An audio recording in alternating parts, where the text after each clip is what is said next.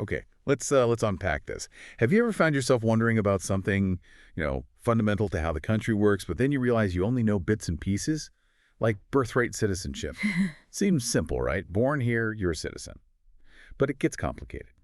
Today, we're going to try and cut through some of that noise. We want to clarify the core meaning, its constitutional basis, how courts have seen it over time, and of course, its role in, well, major headlines and political debates, especially around the Supreme Court. Our mission here is to give you that kind of well-informed shortcut. Yeah, and what's really fascinating, I think, is how a concept that feels so central to American law, it's also this persistent point of argument, debate. It's a cornerstone, but one that's, constantly being looked at. And it's important to say this right up front. As of today, Friday, June 28th, 2025, the basic legal situation around birthright citizenship, especially that 14th Amendment part, hasn't fundamentally changed because of some brand new major Supreme Court decision. Despite all the buzz, the status quo holds. Right, so let's get into how we got here. To really get it, we need to trace it back. Look at the constitutional clause itself, that bedrock text. Then the big Supreme Court case that sort of cemented the interpretation. And then, look at the recent political challenges it's faced, very public ones. So maybe start basic. What is birthright citizenship, fundamentally? Fundamentally, it's the principle that if you're born within a country's territory, its borders, you automatically get citizenship there. It doesn't matter what your parents' nationality or immigration status is. It's sometimes called just solid right of the soil. Many countries have this. And in the U.S. context, where does it come from legally? It's rooted directly in the 14th Amendment to the Constitution, ratified back in 1868.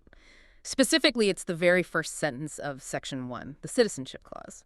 It says, all persons born or naturalized in the United States and subject to the jurisdiction thereof are citizens of the United States and of the state wherein they reside. Simple as that, almost. Now, it was passed mainly after the Civil War, obviously, to make sure formerly enslaved people were citizens. But the language, as you can hear, is, well, very broad. Okay, that phrase, subject to the jurisdiction thereof, that sounds like where the wiggle room or the debate might come in. How's that been interpreted? That's exactly it. That's the phrase people focus on. But legally, historically, its interpretation has actually been quite narrow, quite specific. It basically means if you're born here, you're under U.S. laws, you're subject to its power, you're a citizen. The exceptions are really limited. Think children of foreign diplomats who have diplomatic immunity, or maybe someone born during a hostile military occupation, very specific cases. Otherwise, the courts have consistently said being born here puts you subject to the jurisdiction. And that interpretation solidified, you mentioned, with a key Supreme Court case. Yes, absolutely. The main one, the landmark case everyone points to, is from way back in 1898. It's United States v. Wong Kim Ark. Wong Kim Ark was born in San Francisco to Chinese parents who were legally resident but couldn't become citizens themselves under laws at the time. He traveled to China and was denied re-entry to the U.S. The Supreme Court sided with him.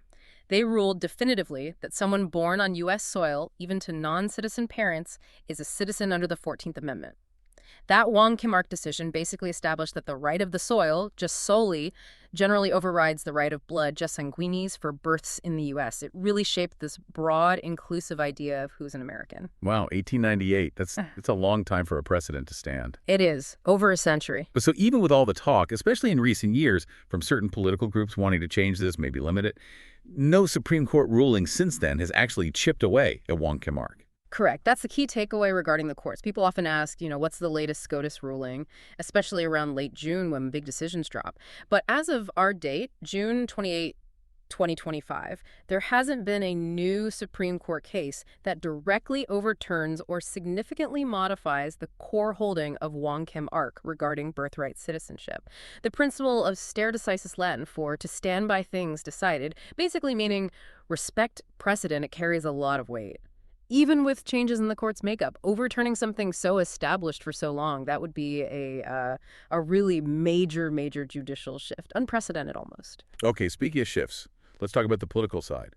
Donald Trump's presidency definitely brought this issue to the forefront again. He talked a lot about wanting to end birthright citizenship. What were the actual proposals or actions during that time? And did any specific challenge make it up to the Supreme Court concerning the 14th Amendment part? Right, that's a critical point.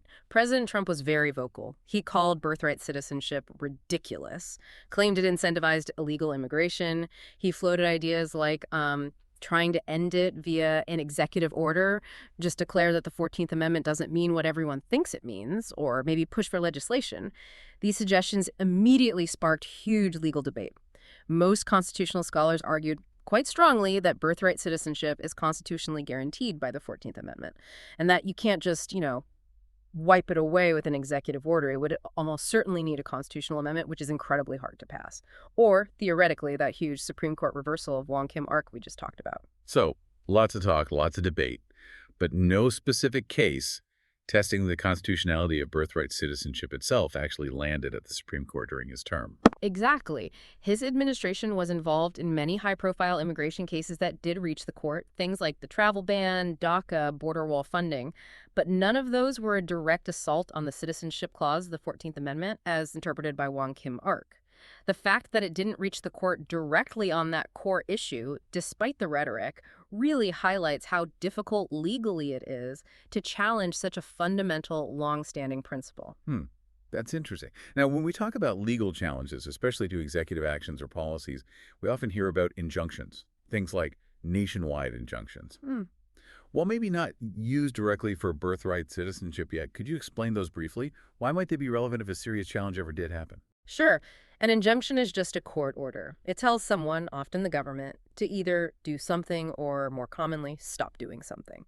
Now, these nationwide or universal injunctions, they've become quite controversial. That's when a single federal judge issues an order that blocks a government policy across the entire country, not just for the specific people involved in the lawsuit. Critics sometimes call this the imperial judiciary, the idea that one judge is overstepping their bounds. Supporters say it's necessary to stop potentially illegal policies quickly and uniformly. So yeah, we haven't seen one specifically targeting birthright citizenship itself, but if an administration tried, say, an executive order to deny citizenship based on parent status, you'd instantly see lawsuits filed and requests for these kinds of broad injunctions to block the order immediately. It shows the power struggle between the executive and judicial branches in these areas. Right, that makes sense. It's part of the legal toolkit. Now, shifting focus a bit, is the U.S. unusual in having birthright citizenship? Do other countries do this? That's a great question. And no, the U.S. isn't alone, although it's maybe less common than it once was globally. While many countries in Europe and Asia follow jus sanguinis, the right of blood, where citizenship comes from your parents just solely, the right of the soil, is actually the norm in the Americas. Think Canada, Mexico, Brazil, Argentina. Lots of countries in North, Central, and South America grant citizenship based on birth within their territory. Historically, jus soli was more widespread, but many nations shifted away from it over time, so the U.S. practice fits within a distinct, primarily Western Hemisphere tradition. Okay, so let's try to pull this all together. We've covered the amendment, the key case, the challenges, the global context. What's the main takeaway for you, our listener? Well, it seems clear that birthright citizenship, coming from the 14th Amendment, strongly affirmed by United States v. Wong Kim Ark back in 1898, it's still fundamental U.S. law. That hasn't changed. And despite some very loud political challenges, especially as we discussed from figures like Donald Trump, no Supreme Court ruling has actually altered that basic legal framework. Not as of today, June 28, 2025. Exactly. And if you connect that to the bigger picture, the sheer stability of this principle, upheld for well over 100 years now, it really says something about the power of constitutional precedent in the American legal system.